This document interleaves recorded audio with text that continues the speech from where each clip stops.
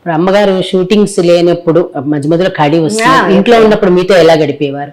మీతో ఆడడం గానీ అట్లాంటివి ఏమైనా ఉండేదా? ఆడటం అంటే ఇంకా ఆవిడకే సరిపోతుంది. షూటింగ్ లేదనుకోండి మధ్యాహ్నం నుంచి డబ్బింగ్ పెట్టుకుంటామంటారు. డబ్బింగ్ మెయిన్ ఆ రోజుల్లో. అవును.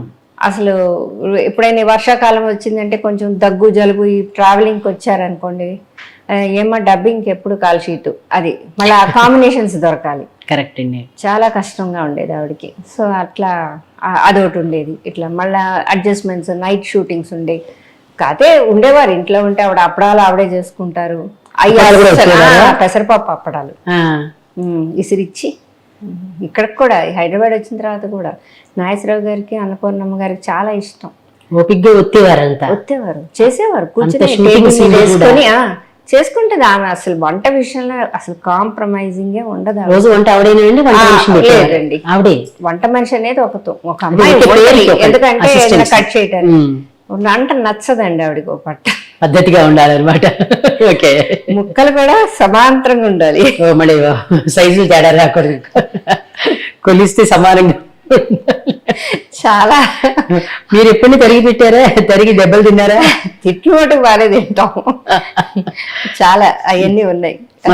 అవన్నీ ఏంటంటే ఒక ముక్క ఎక్కువైతే ఒక ముక్క అదేమో మాడిపోద్ది, ఇదేమో ఉడకదు.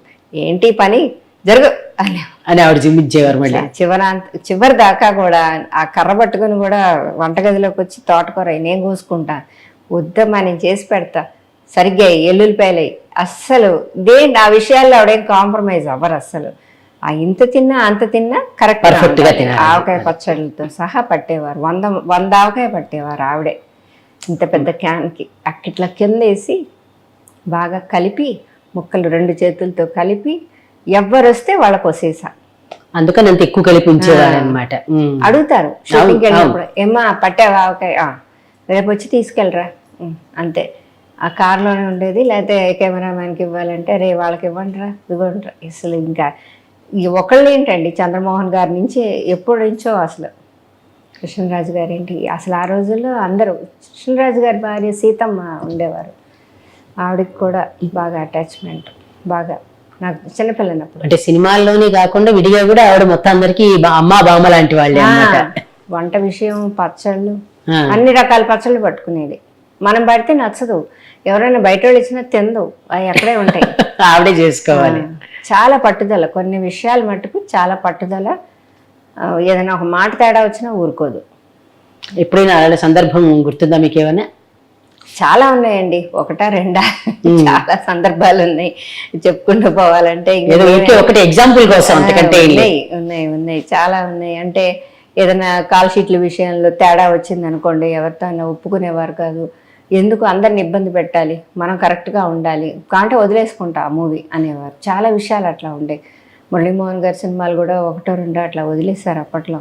అంటే ఒకటేమో రామానాయుడు గారి మూవీలు ఏయో, ఆయన ఎవరు వాళ్ళ మేనల్లుడు ఒక ఆయన ఉన్నారు, పొడుగ్గా ఉంటారు, అశోక్ కుమార్ గారు అని. ఆయన ఇట్లా కాల్ షీట్లు అడ్జస్ట్ అవ్వవేమోనమ్మా అంటే, సరే అయితే వదిలే అన్నారు. ప్రతిధ్వని ఆ సినిమాలు అప్పుడు ఆ టైముల్లో. అయితే ఆయన పర్చూరు గోపాలకృష్ణ గారు ఒప్పుకునేవారు కాదు. ఆయన కాదమ్మా మేము అడ్జస్ట్ అవుతాంలే 2 3 ఏమని అట్లా కొంచెం వాళ్ళే మాట్లాడుకునేవాళ్ళు. ఆవిడ 1 సంవత్సరం అయితే అసలు 18 మూవీస్ కృష్ణ గారికి 18 మూవీస్. ఆ రోజు ఈ విజయ్ చిత్ర అని ఏదో ఒక బుక్ వచ్చేది, మ్యాగజైన్స్ వచ్చాయి. ఆ మ్యాగజైన్స్ లో ఈ సంవత్సరం ఎంతమంది ఎన్ని మూవీస్లు యాక్ట్ చేశారని చెప్పేవాడు, వచ్చేదనమాట జనవరిలో. అట్లా అమ్మకు కూడా 1 సంవత్సరం 18 మూవీస్, కృష్ణ గారికి 18 మూవీస్.